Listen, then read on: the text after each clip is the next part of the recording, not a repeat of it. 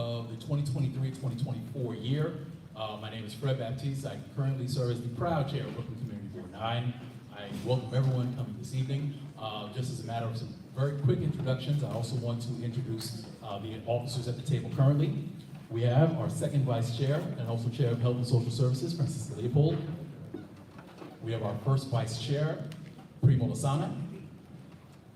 We have our executive secretary, Linda Watson-Lord. And I also want to introduce and thank as well our dedicated district office staff. We have our assistant district manager, Mia Hilton. And we have our community associate, Khalid Jaman. Brain fart, too early. Okay, thank you very much. All right, okay, so just a couple of housekeeping rules. So again, please, if you are a board member, make sure that you have signed in so that way we have you, your attendance recorded.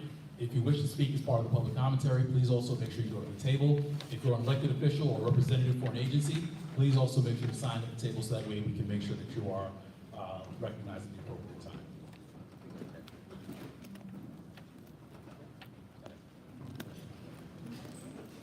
Okay, so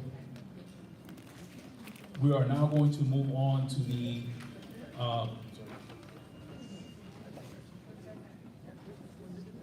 next one.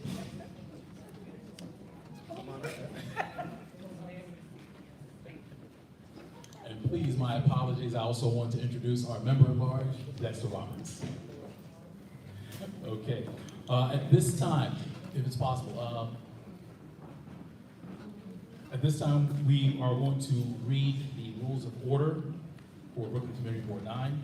I want to summarize very briefly. The rules of order basically call for decorum and respect when we're here.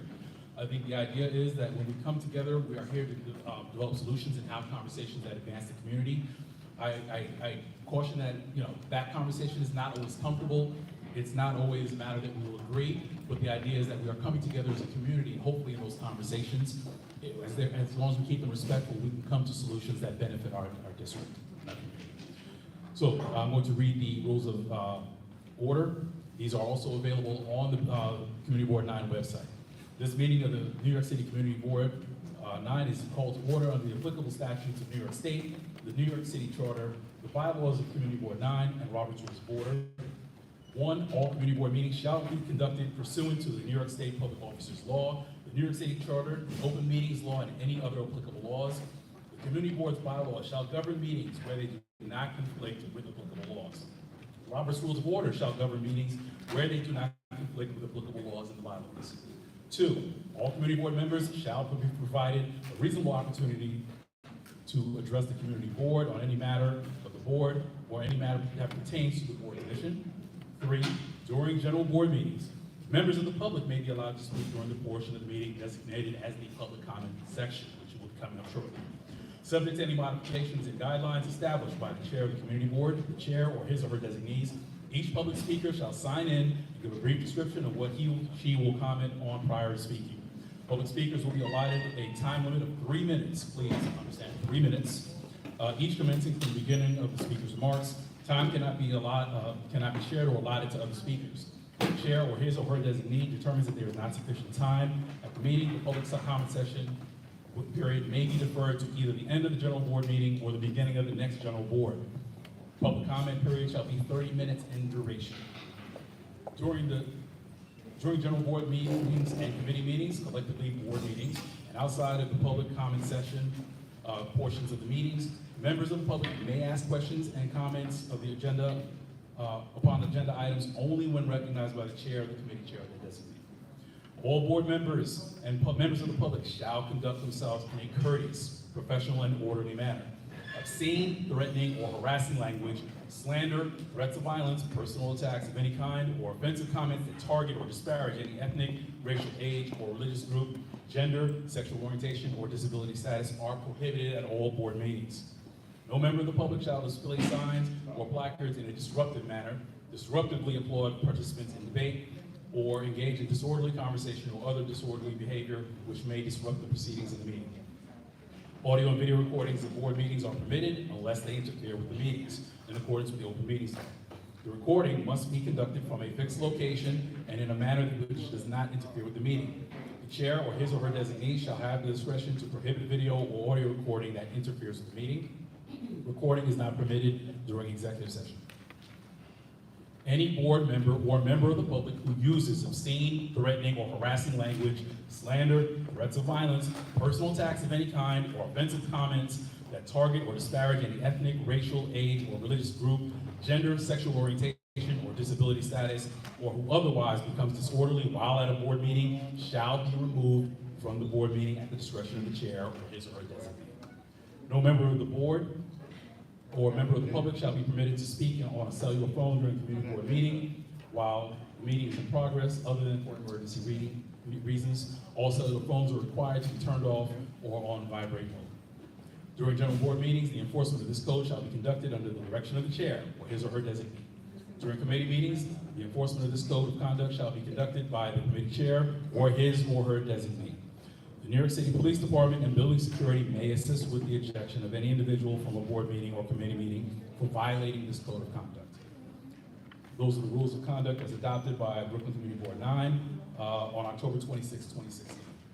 Again, the spirit of the rules of conduct are that we are here to have a conversation, to conduct the business of the district.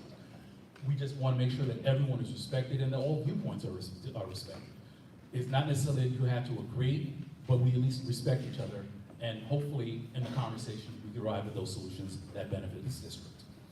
At this time, we are going to move to the applications for the New York State Liquor Authority. Do we have the chair of public safety here currently?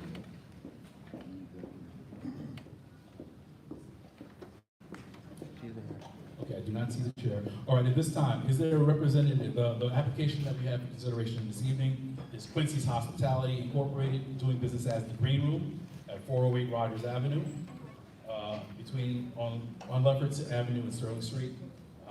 The application is for a new liquor, wine, beer, and cider license, which you will hear addressed as a full license. Is there a representative for Quincy's Hospitality with us this evening?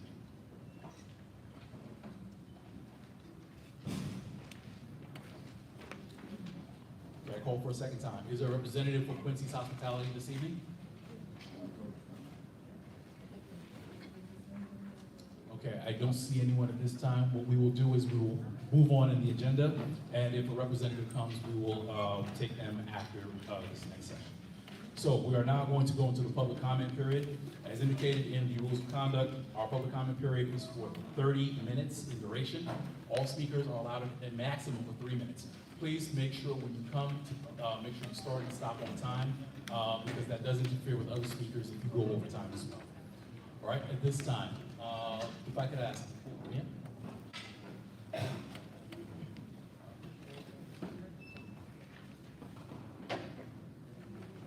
Mia? I'm sorry. Do we currently have, do you have the speakers list for public commentary?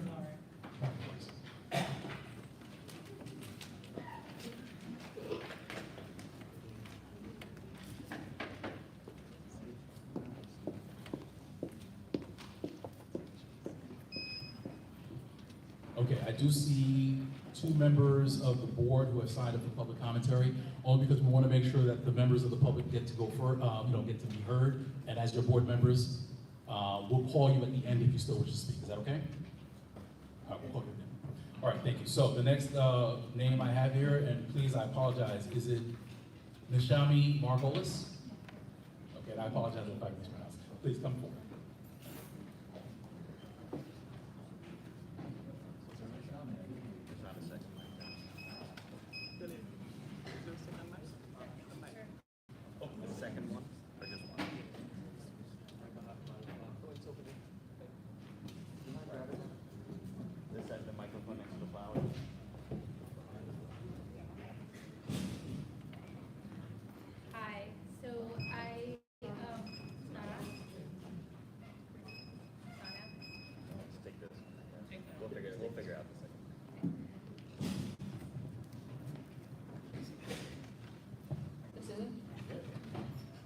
So I've lived here my whole life, and I'm a member of this community. So what I wanted to speak about is my opposition to the vital Brooklyn projects that are proposing 11 apartment buildings in a 5-block radius.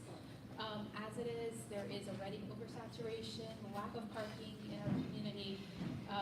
There's sewage issues, which are too much because of their, again, oversaturation. There's a homeless shelter down the block. There's a halfway house around the corner, which is constantly calling the police. Oh, sorry. Do you hear me now? So again, the police are constantly being called because of, there's homeless everywhere. There's a homeless shelter around the block. Sorry, not a homeless shelter. There's a halfway house. So again, with 11 more buildings in a 5-block radius, it's going to create, and many of these are homeless shelters that are part of this, it's going to create and exacerbate the problems in an unbelievable way. So our request is for the community board to support us in keeping our community safe, in advocating for us for, again, we've looked through the different boards, the land use, I don't think has anyone from East Flatbush area. So we want at least 25% of that to be people who are actually part of the community so they can respond to our needs. So that really is my request today, is that you can advocate for us and for our children. Thank you.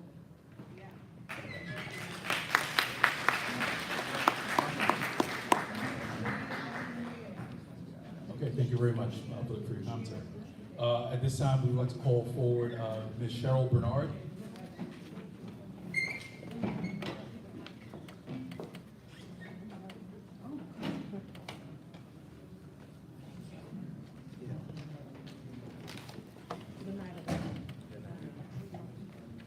Good night, everybody. You can hear me? Yes. All right, I'm going to go through really fast. My name is Cheryl Bernard. I live in East Flatbush. East Flatbush has been forced to deal with shelters, mental and social programs that have failed our community for a long time. To name a few, we've dealt with panhandling, loitering, trespassing, breaking in, harassment, and assaults. While one of the neighbors were building his sukkah, I hope I pronounced it correctly, a homeless person stuck his head in while he was building it, okay? I have a ring camera where a father of a young Jewish kid had his yarmulke pushed off by a man that is from the shelters on the corner, okay? These are things that are very disturbing to our neighborhood. I have found personal property, suitcases hidden on my premises that belong to persons in the shelter. Once we heard screams one morning, and a young woman was a resident doctor. She was going to work and she was stabbed in the back. She came and she later sent me and my husband a card, and she said, "Thank you for saving my life, because her lungs were being flooded with her own blood. She almost drowned," okay? They never got that guy, all right? We have noticed more traffic than usual in our area. I emailed Community Board 9 to figure out if there were any immigrants in our neighborhood. But of course, my response was, not to our knowledge. Meanwhile, a neighbor of mine saw 3 busloads of immigrants being dropped off some weeks ago. Why weren't we notified? All right, so let me discuss some of the present parking situations. We have in our neighborhood 3 hospitals, okay? And then not to mention the Wingate concerts, the Boys and Girls High concerts, whenever they have events. They park all over the place. Our driveways, block hydrants, they block crosswalks. There's no parking. They even park where there's no parking. There's a private backyard driveway between 45th, 46th. They park in the backs of their homes. Although I have lived in East Flatbush for almost 50 years, I'm new kid on the block when it comes to being a Community Board 9.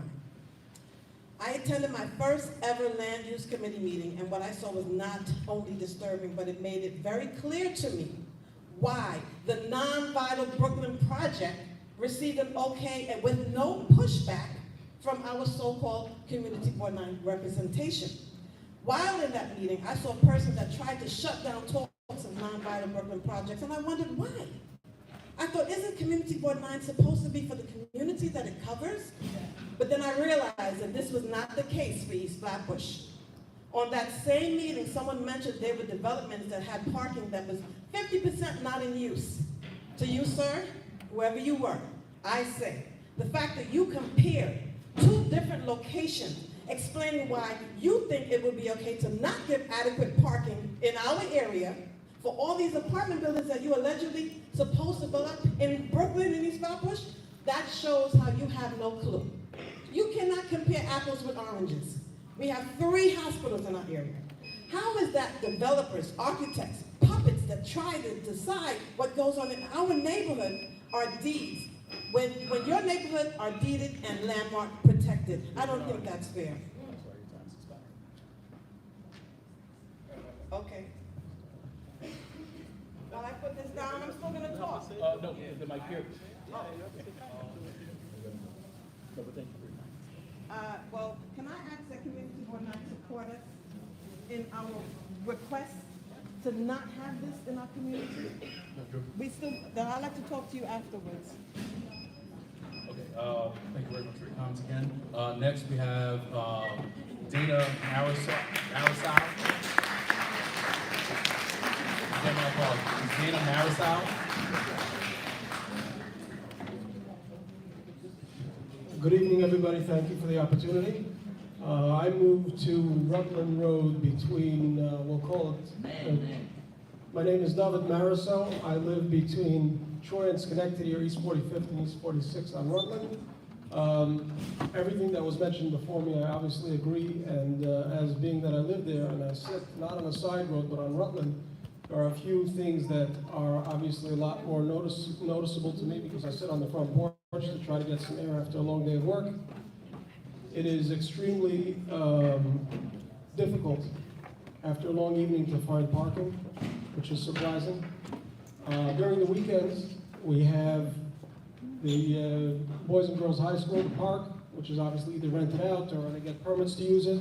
At the end of the weekend, there are mountains of garbage that are left outside and nobody's enforcing that it should be disposed properly, which brings rodents and all other kinds of things to the neighborhood, number one.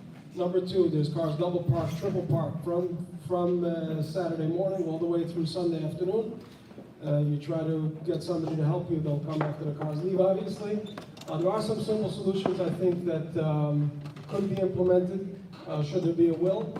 I think Troy Avenue has much less residential, and it's a much wider road. I think you can make an entrance to the Boys and Girls High School on the corner of Troy and Rutland instead of having it on the residential side with a almost permanent 24 hours a day ice cream truck that's double parked over there that hasn't received a ticket as far as I know. Okay, but on that issue, which is a very practical issue, I think could be resolved. But regarding the broader issue, is we moved into our home about 3 years ago. And about a year and a half ago, I was standing on the roof with a roofer because we had a leak in our roof. And as Mrs. Margolis mentioned previously, the halfway house, which is on East 46th Street, constantly the police are being called. There are people breaking windows. There are people lighting fires there. I have pictures and a video of a violent arrest that's happening at about 5:30 or 6 o'clock in the evening.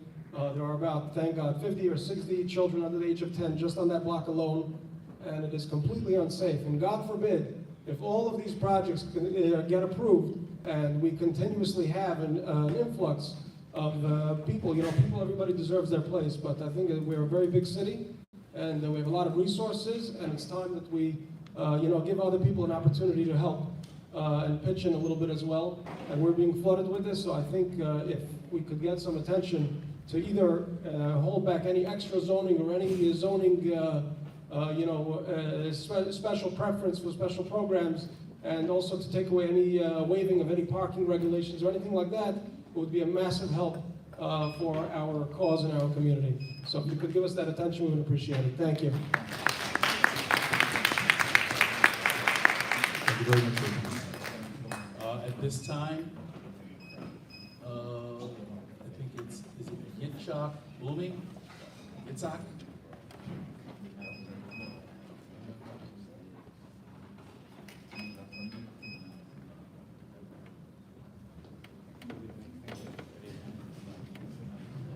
Hi, good evening, everyone. My name is Yitzhak, also known as Isaac. I moved on to Winthrop Street a year ago, and I had some hesitation about moving there because there's a big house on the corner. There's always panhandling when you turn in. I don't know if anyone ever turned into Albany and Winthrop. You could be worried about maybe hitting someone. But when I heard that there's so much more development coming to this area, specifically these couple of blocks, I really wanted to raise attention to it and ask the board to help us to vote on it. There's a lot of flooding in the area, which is evident that there's not enough resources to hold all of the drainage that is necessary. To build all of that will definitely exacerbate that. Again, like Mr. Maricel said, we're inundated with this, and we'd love to give someone else an opportunity or a different area an opportunity to house that. Secondly, definitely this is a state project, but the state does rely on the community say, on the community vote, and we ask that that be recognized. And please represent us, the residents of East Flatbush, in this issue. Thank you.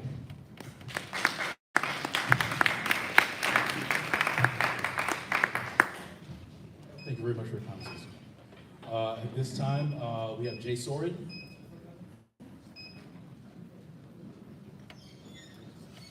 Is Jay Sorin present? Okay, I do not see Mr. Sorin. We'll come back to this present. Next, we're going to go to Renee Loney. Is Renee Loney present?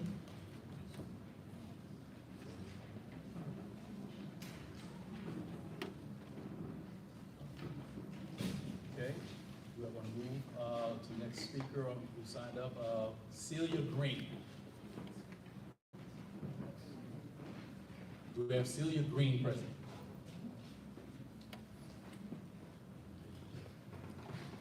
Okay. We're going to move to the next speaker, Sandra Roberson.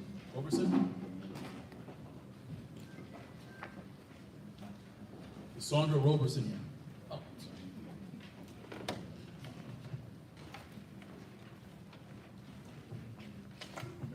Hi, good evening, everyone. My name is Sandra Roberson, and I'm here to speak about an area of concern regarding health.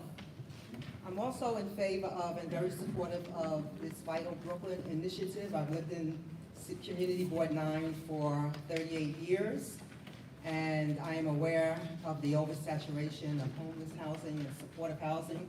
So I too am very concerned about this issue and how it's going to impact the neighborhood, how it's going to impact the community, the children, the seniors. But today I'm here to specifically talk about an issue relating to health. I want to stay alive so I can deal with these issues. And this issue deals with the Medicare retired public service retirees are being denied our Medicare health coverage. The city, let me just read this because I prepared something. I think you'll understand it more so. I'm a member of the Organization for Public Service Retirees, and I'm here to urge Community Board 9 to draft and sign a resolution in support and advocate on behalf of New York City municipal retirees, and to urge the New York City Council to pass Intro 1099-2 2023. This intro bill will preserve retiree health care choices by mandating that the city offer Medicare-eligible city retirees traditional Medicare and Medigap plans and not force us into private, profit-driven healthcare plans. Unfortunately, New York City's government has targeted union public service retirees to achieve cost savings by altering our promised Medicare and Medigap plans and outsourcing them to profit-driven, privately managed Medicare Advantage plans. Many of New York City's public service retirees are 9/11 survivors, and stripping them of their proposed benefits during retirement adds insult to injury. For-profit Medicare Advantage plans have been marketed as cheaper and less disruptive for retirees, but the truth is that these private plans have denied life-saving patient procedures, rejected much-needed medications, and increased taxpayer costs. Over the last 3 years, the Organization for Public Service Retirees pushed back and won several court cases to keep our traditional Medicare and health plans. However, the mayor and the city administration continue to seek to change our hard-earned health care plans to inferior plans. The substandard Medicare Advantage plans, and the mayor and the city wants to force us into and put our long-term health and retirement and security at risk. Again, we're asking the Community Board 9 to propose a resolution and sign it in support and encourage the city council members to support our cause. Thank you, Ms.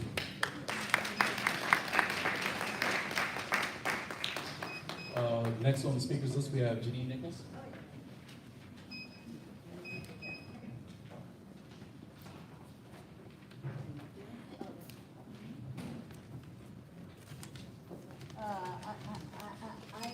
I love this neighborhood, and I've lived here since 2010, and it's my mission to keep Black Crown Heights black.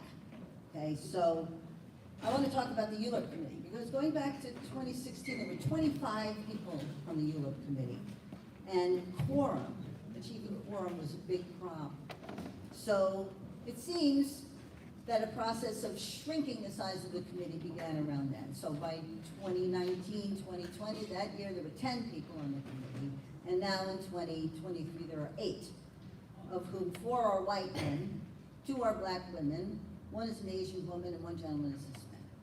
Now I remind you that Crown Heights is a majority black neighborhood, the largest and most densely populated black neighborhood in the city of New York. So why is the Land Use Committee not majority black? Well, and for instance, why has there been no representation on for the people of East Flatbush by these hospitals who just, now that they see 11 buildings under construction in their low-rise neighborhood, find out about Vital Brooklyn and all the state-owned land in their neighborhood that was slated for affordable housing and hospitals and services, which no one's denying that are needed by Governor Cuomo.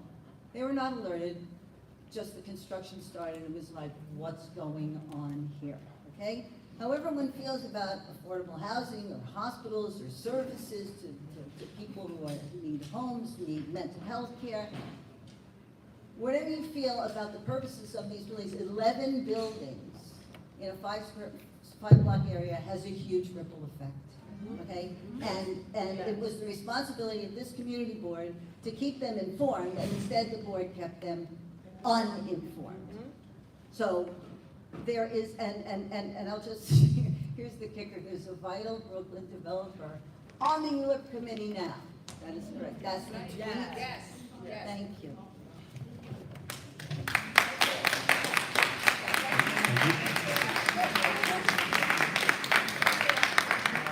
All right, the next speaker we have is Mark Elbaz.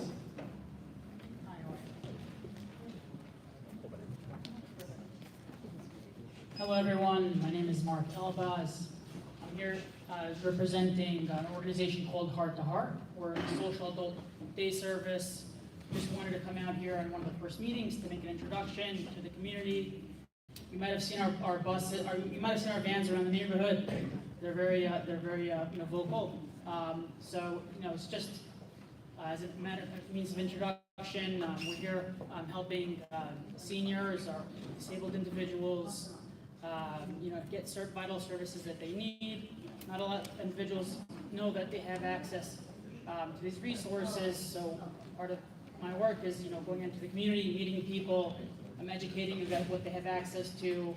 Like especially in the summer, people, not everyone can afford air conditioning, so they find that they look for air conditioning centers. So we like to go out and just to help people get extra access to the services that they already have the entitlements to. They just don't know about it. So individuals that have Medicaid, that need long-term care services but aren't aware that they can get that access. So we help individuals get those resources. We help provide transportation. People might already be in these health plans, and they just don't know that they have access to free transportation outside of Accessorite, for example. Free Ubers that they can get them to the appointments that they need, meal deliveries. And so that's what we're out here today, Heart to Heart Social Daycare. We have our flyers here, our business cards. We're a couple of blocks away at 209 Empire Boulevard. We're just happy to help, individuals wherever we can, clients that simply can't navigate, the Medicaid application process. It's overly complicated, but we're well versed in it. We have the right contacts. We can help expedite the entire process, get the insurance companies literally to go down to your house, help you apply, to get the resources that you deserve. If anyone needs help with that or has members of the community that they think could benefit from that, we're trying to help people stay alive longer, stay out of nursing homes. My own grandmother, God bless her, unfortunately passed away from something that she didn't have to because she just didn't get the right, something as simple as a UTI because she was relegated to a nursing home where she could have better, lived in her own community, getting home care, day services, meeting individuals her own age, helping her stay alive longer. We're just trying to build awareness and help people get access to the services that they need. We're here, and if you want to chat after, feel free to come over. Thank you so much for your time.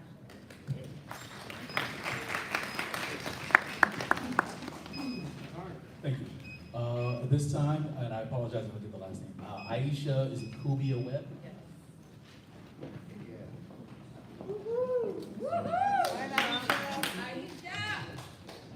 Good evening, everyone. My name is Aisha.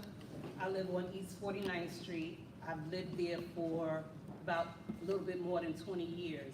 In the past 3 years, I've seen a major decline in the community. I have people urinating and defecating behind my backyard. I can't enjoy my backyard. The quality of life has decreased tremendously because of the homeless shelters that we already have in the area. We don't need any more homeless shelters. People don't need homeless shelters. People need permanent housing. Hello? Permanent housing. People need a place to live, but we do not need shelters. That's about all I have to say.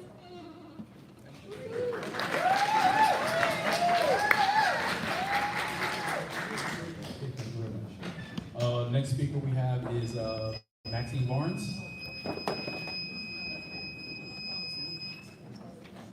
Maxine Bond.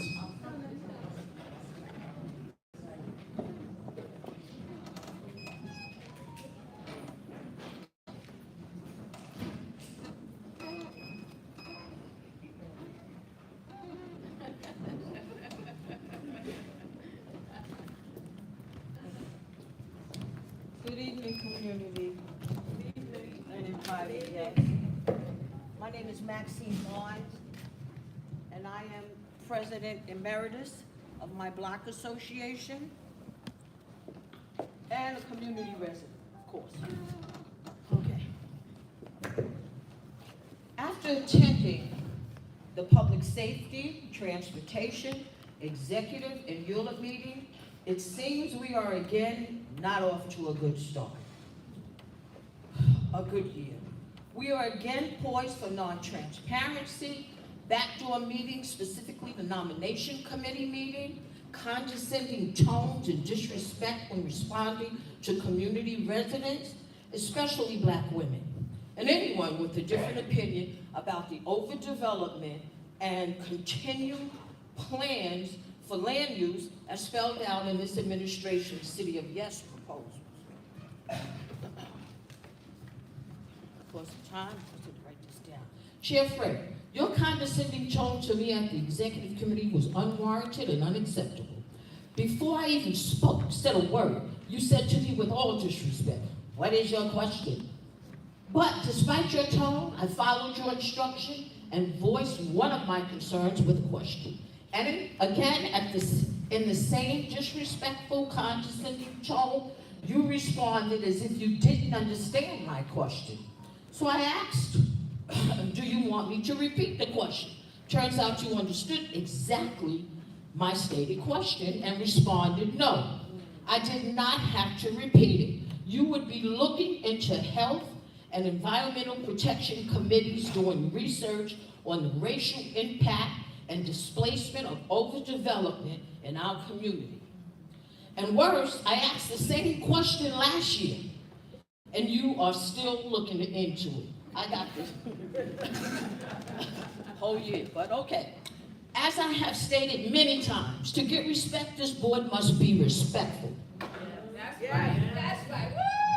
Lastly, at the ULIP committee meeting, a ULIP board member stated at least 5 possible conflicts of interest, not sure, maybe more, with the real estate interest. 5 conflicts of interest, possible conflicts of interest with the real estate interest. We must not wait for the board member to recuse himself from land use issues brought before the ULIP committee or the full board.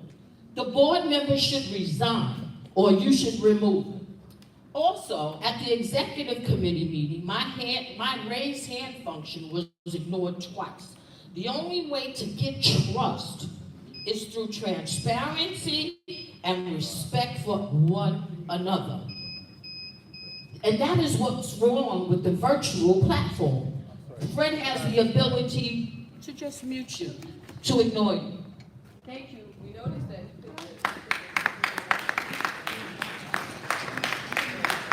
Thank you, Ms. Lawrence. All right, next speaker. All right, next speaker we have is Christopher James. Last name J. Okay.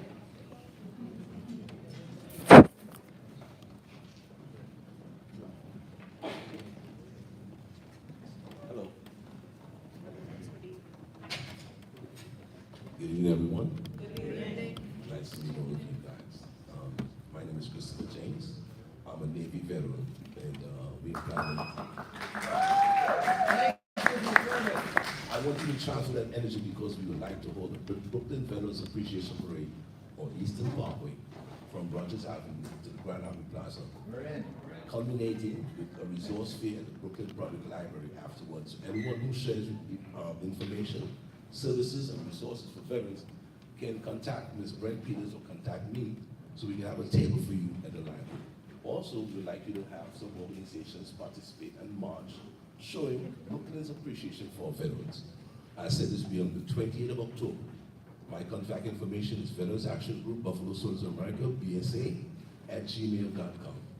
Or you can call me at 1-888-983-8228 or 347-302-0407. We welcome your participation and we welcome your support of Community Board 9. Okay, thank you. And that is my short announcement.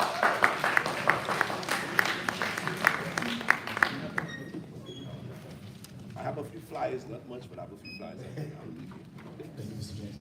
And if you could also leave your information with the district office, so if anybody wants to contact you. Your district manager is going to help us. Thank you very much for that. Looking forward to participating. All right, thank you. Okay. Thank you.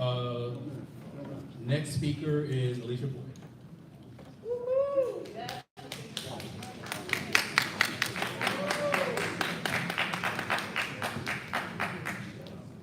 For the past 2.5 years during Zoom, this community board, especially at the head of Fred Baptiste, has basically suppressed the voices of the community. We've had development coming through our community. We've been unable to speak at these Zoom meetings. We get shut out, we get muted, and we can't even see the other people in the meeting. We can't see the elected officials. We can't see the representatives that's supposed to be representing us. They basically silenced us. And yet, the open meetings law is supposed to be back in effect, and we're still doing Zoom committee meetings where, again, the same process is happening.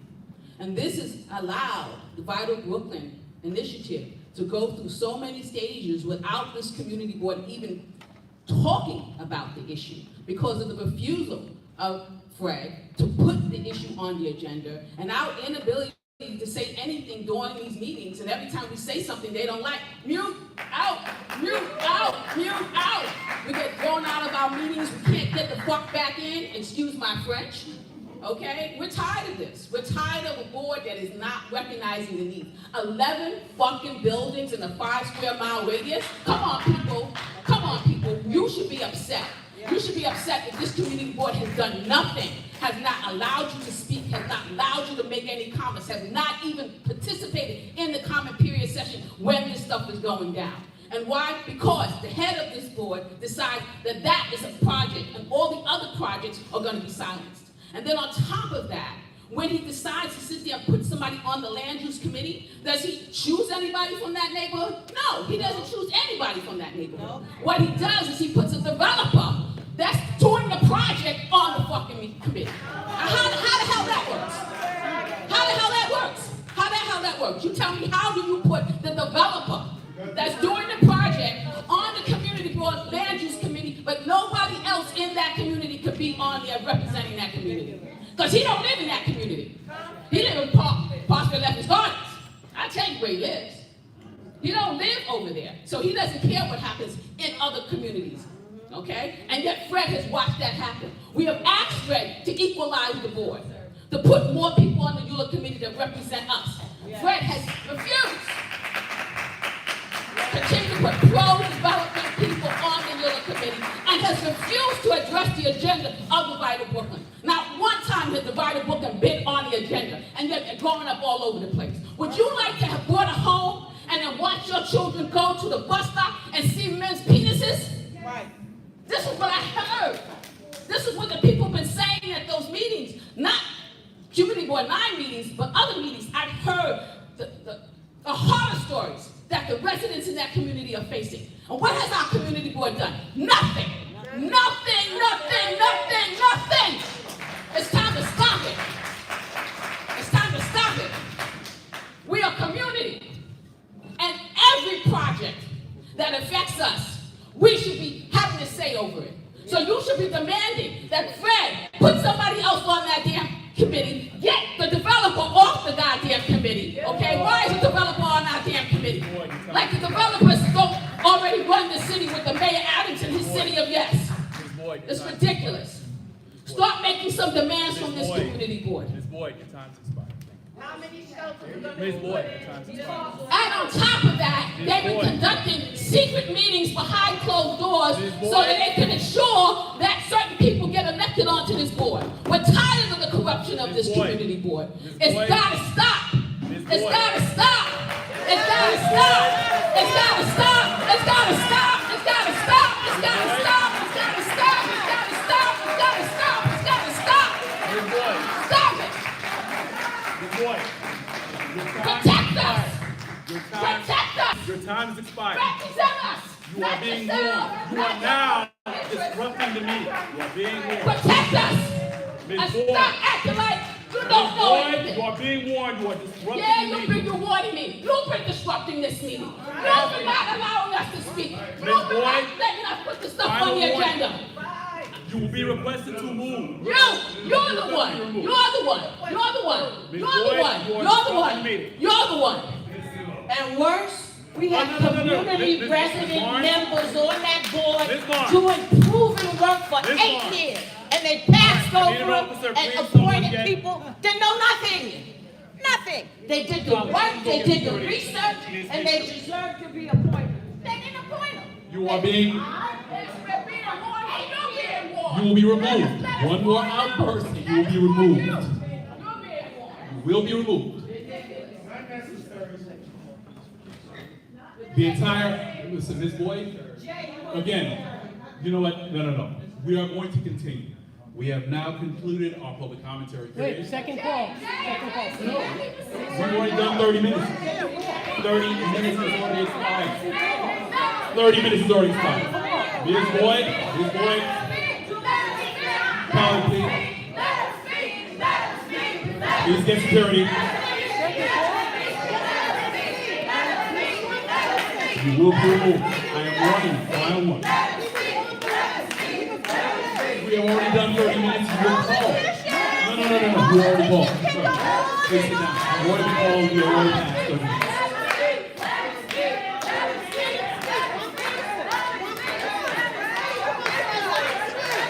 You will be removed. I am. Colin, we need security. We need NYPD. Ms. Boyd, you are in violation of the board rules of conduct which were read at the beginning of the meeting. You exceeded your time. You have now disrupted the meeting and the order of conduct is business.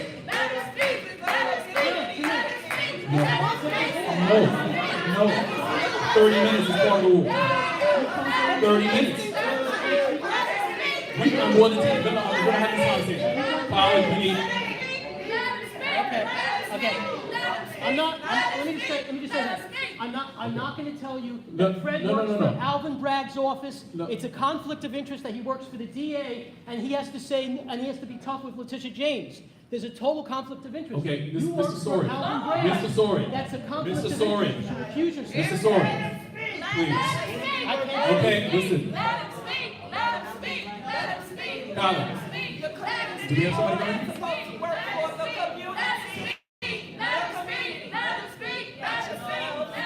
We're now going to continue on in the agenda. At this time, we are going to go to acknowledgements. At this time, Mia, do we have any representatives or elected officials who are It's a community board. A community board. We are the community. The community. At this time, we're going to do acknowledgements. You put it on the